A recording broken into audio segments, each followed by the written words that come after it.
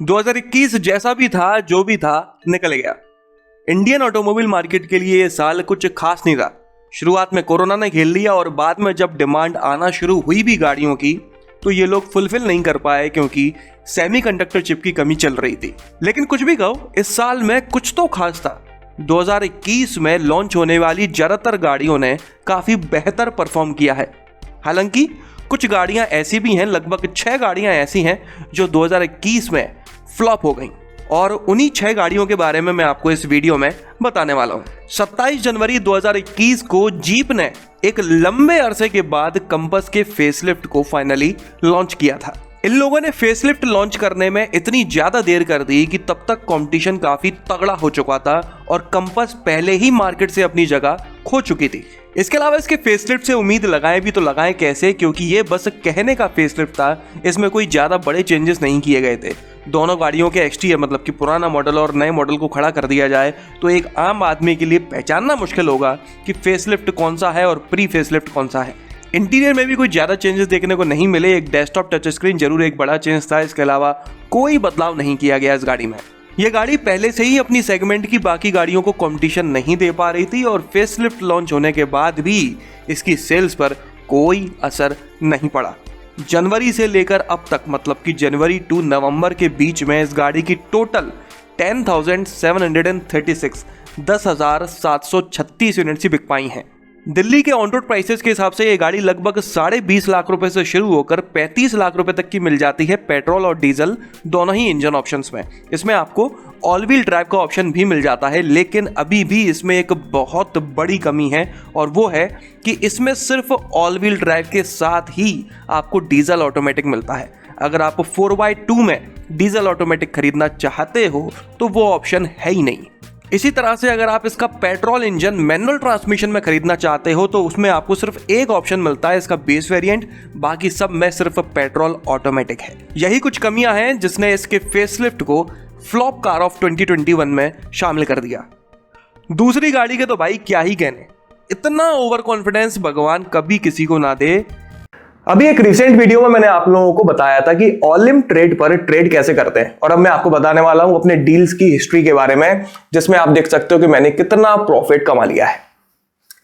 उस वीडियो को बनाने के बाद कई सारे लोगों ने मुझे मैसेज में पूछा कि कोई ऐसी स्ट्रेटजी बताइए जिससे ट्रेडिंग करने में काफी आसानी हो जाए। तो इस वीडियो में मैं आपको एक ऐसी सीक्रेट स्ट्रेटजी बताने वाला हूं जिससे आप काफी आसानी से पैसे कमा सकते हो। असल में इस ऐप पर पहले से ही ऐसे टूल्स अवेलेबल हैं जिनकी मदद से आप सक्सेसफुली ट्रेड कर सकते हो। तो पिछली बार जिन लोगों ने रजिस्टर कर लिया था वो अपना मोबाइल लेकर तैयार हो जाए, और जिन लोगों ने रजिस्टर नहीं किया था वो अभी के अभी डिस्क्रिप्शन बॉक्स में दी हुई लिंक के थ्रू रजिस्टर कर ले। तो कुछ इस तरह की दिखती है ये ऐप। सबसे पहले तो आपको एसेट्स को चूज करना है जिसके साथ भी आप आगे बढ़ना चाहते हो। इसके बाद में यहां नीचे आपको क्लिक करना है और यहां पर जापानीज कैंडल्स को चूज करना है और ड्यूरेशन को 1 मिनट पर सेट कर लेना है। इसके बाद यहां पर प्रेस करके आपको इंडिकेटर्स को ओपन कर लेना है। इंडिकेटर्स में सबसे ऊपर आपको SMA लिखा हुआ दिखेगा, जिसको आपको सेलेक्ट करके चार्ट में ऐड कर लेना है।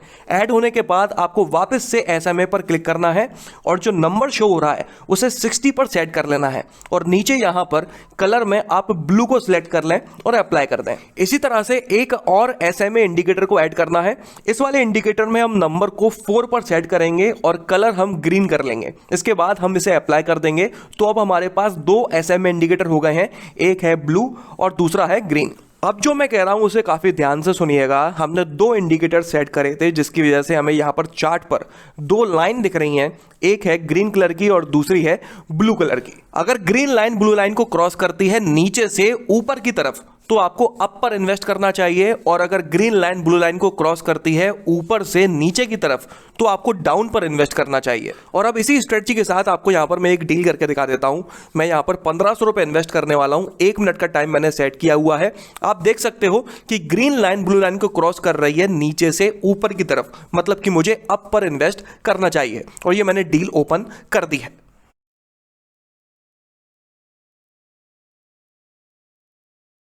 और ये देखिए, कहा था मैंने, आप ही के सामने पैसे कमाए हैं और आप देख सकते हो कि यहाँ पर 1230 रुपए कमाए हैं। अब मेरा बैलेंस बढ़कर 5442 रुपए हो चुका है। अगर आप भी पैसे कमाना चाहते हो तो डिस्क्रिप्शन बॉक्स में दी हुई लिंक के थ्रू आपको इस ऐप पर रजिस्टर होना पड़ेगा और अपने अकाउंट को टॉप अप करना पड़ेगा। डिपॉजिट कैसे करते हैं वो मैं आपको बता देता हूं। पेमेंट पे क्लिक करके डिपॉजिट का ऑप्शन आ जाता है, जिसमें आप किसी भी तरह से, चाहे यूपीआई हो, नेट बैंकिंग हो, कार्ड हो, अपने पैसे डिपॉजिट कर सकते हो। और अगर आप मेरा प्रोमो कोड 2win30 यूज करते हो तो आपको 30% रुपीज का एडिशनल बोनस भी मिलता है फर्स्ट डिपॉजिट पर। वैसे तो ये कंप्लीटली आपके ऊपर है, लेकिन मैं सलाह देता हूं कि आप कम से कम 1500 रुपए डिपॉजिट करके तो शुरुआत करें। इस ऐप से पैसे विड्रॉ करना भी उतना ही आसान है। आपको सिंपली पेमेंट पे जाना है, विड्रॉ पर क्लिक करना है, अपनी इंफॉर्मेशन जैसे कि नाम, मोबाइल नंबर, एड्रेस वगैरह फिलअप करना है और उसके बाद रिक्वेस्ट क्रिएट कर देनी है। इसके बाद कुछ ही समय में आपके अकाउंट में पैसा क्रेडिट हो जाता है। तो अब आप लोग मेरा सीक्रेट जानते हैं। अब आप इस स्ट्रेटजी की मदद से काफी आसानी से पैसे कमा सकते हो।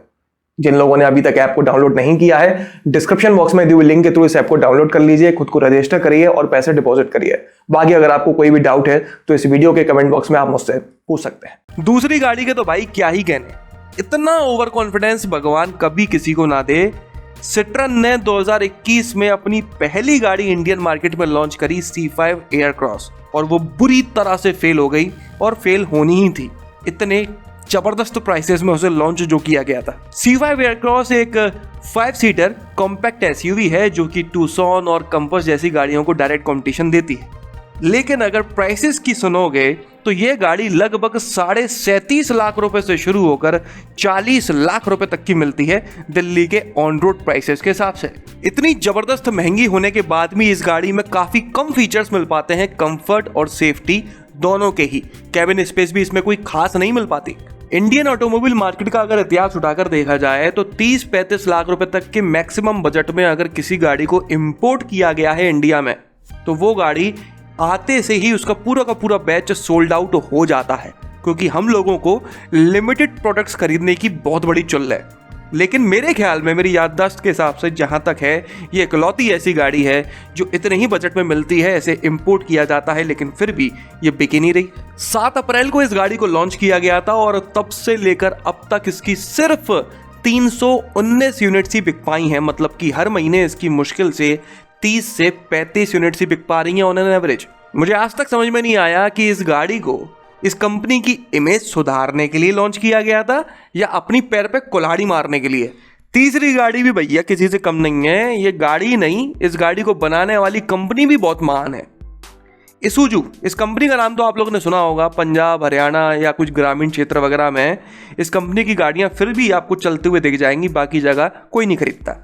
अप्रैल 2020 की बात है जब गवर्नमेंट ने BS6 नॉर्म्स को मैंडेटरी कर दिया था इंडिया में। उसके बाद इसुजू ने अपनी गाड़ियों को डिसकंटिन्यू करना ज्यादा बेहतर समझा, उन्हें BS6 में अपग्रेड करने की बजाय। भाई डिसकंटिन्यू किया तो किया, डिसकंटिन्यू करने के बाद में बढ़िया टांग फैला के सो गए और भूल गए कि हम इंडिया में अपनी गाड़ियां बेचते भी हैं। इसके जो कस्टमर्स थे उन्हें अते पता ही नहीं थे कि क्या ये कंपनी या काम करने वाली है, छोड़कर जाने वाली है, क्योंकि बिल्कुल भी एक्टिव नहीं थी ये कंपनी। 1 साल की गहरी नींद लेने के बाद में इसुजू की पलकें खुलती हैं और वो अपनी MU-X को लॉन्च करता है BS6 इंजन के साथ में।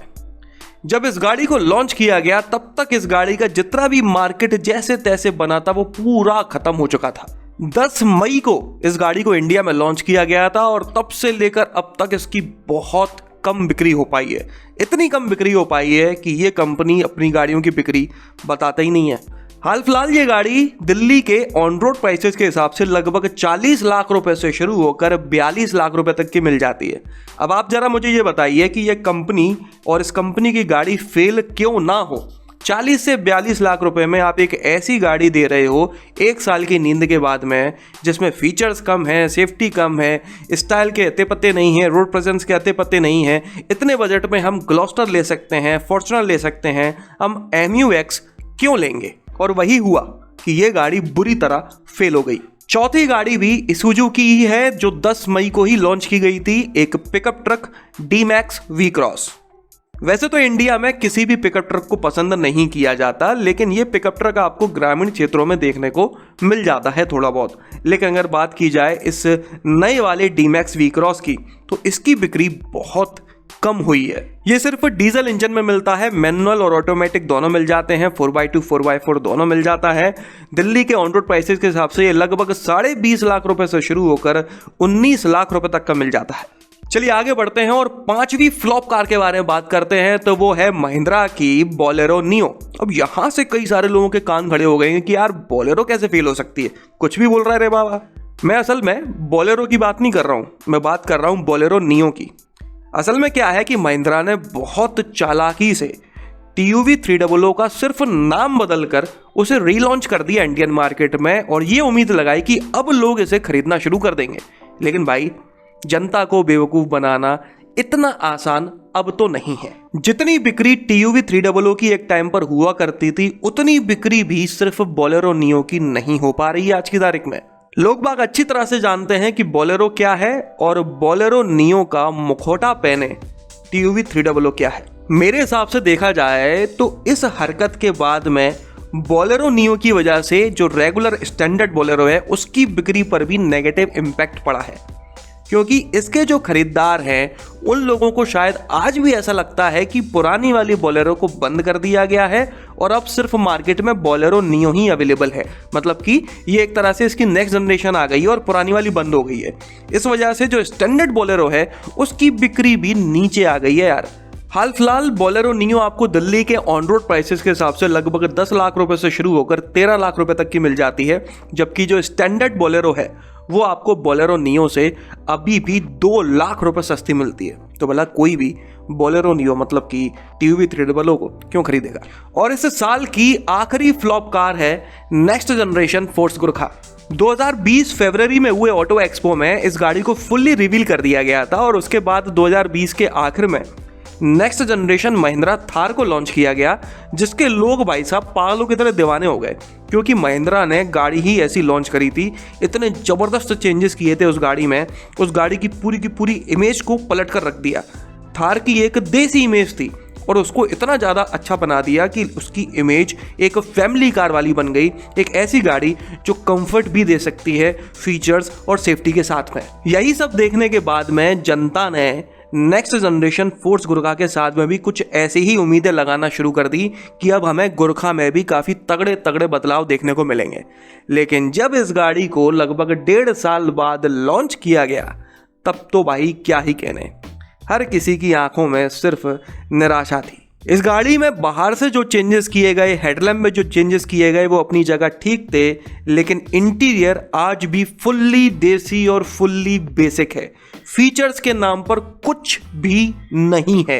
कहने को इसमें टच स्क्रीन मिलती है, लेकिन वो कंपनी की नहीं है, आफ्टर मार्केट कैनवुड की टच स्क्रीन इसमें दी गई है। हद है यार, मतलब कंपनी से आप गाड़ी खरीद रहे हो और टच स्क्रीन आपको ऐसी मिल रही है, उसकी फिट एंड फिनिशिंग भी ऐसी है जैसे अभी 1 घंटे पहले बगल की एसेसरी वाली दुकान पर जाकर लगवा के लाए हो। कहने को टायर प्रेशर मॉनिटरिंग सिस्टम मिलता है, लेकिन वो आफ्टर मार्केट वाला जो अमेजोन पे 2-2.5 हज़ार रुपए में मिल जाता है, वो टायर प्रेशर मॉनिटरिंग सिस्टम इसमें लगाकर कंपनी दे रही है। स्टीयरिंग माउंटेड कंट्रोल जो आज की तारीख में बिल्कुल बेसिक फीचर हो चुका है, वो भी इस गाड़ी में नहीं था। इसके अलावा ऐसे कई सारे बेसिक फीचर्स हैं जो इसमें नहीं दिए गए।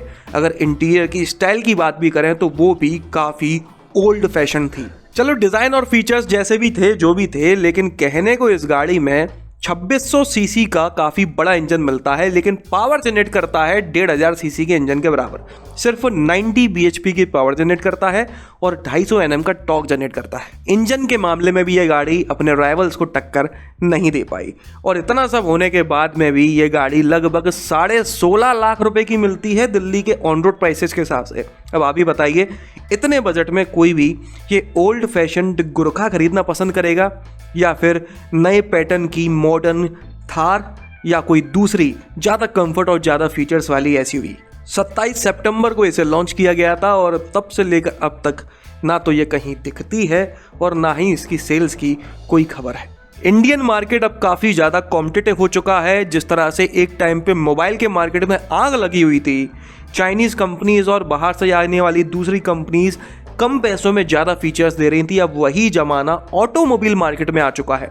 यहाँ पर भी काफ़ी भागदौड़ लगी हुई है कम पैसों में ज़्यादा देने की, और आप इतने ज़्यादा बजट में इतने कम फीचर्स दे रहे हो तो आपका प्रोडक्ट कैसे बिक पाएगा। तो ये थी 2021 की 6 फ्लॉप गाड़ियां। अगर आपको लगता है कि इनके अलावा कोई और भी गाड़ी ऐसी है जो 2021 में लॉन्च हुई है और बुरी तरह फ्लॉप हुई है, तो कमेंट कर मुझे जरूर बताइएगा। तो चलिए इस वीडियो में तो बस इतना ही। आपका दिन शुभ रहे। धन्यवाद।